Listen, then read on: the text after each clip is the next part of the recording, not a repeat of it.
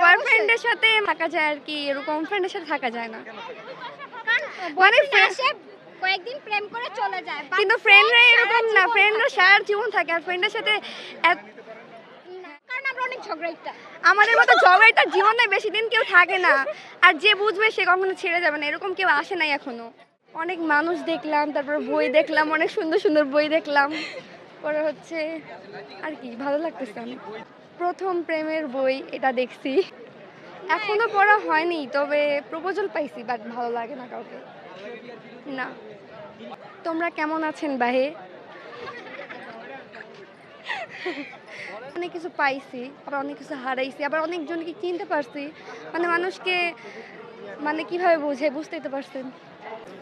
আমি জাস্ট একটা বই কিনেছি সোফার আর কি। আমি কিছুক্ষণ আগেই আসলাম, হরিশঙ্কর জলদাস ওনার লেখা আর কি, বর্ণ বৈষম্যের উপরে। সো এই একটা বই এখন পর্যন্ত কেনা হয়েছে।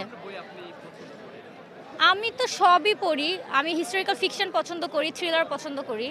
এই আর বাংলা সাহিত্যের ক্ষেত্রে আই গেস উপন্যাস, মানে যেগুলো ধরেন জাদু বাস্তবতা নিয়ে লেখা অথবা সামাজিক বাস্তবতা নিয়ে লেখা, ওগুলো ভালো লাগে।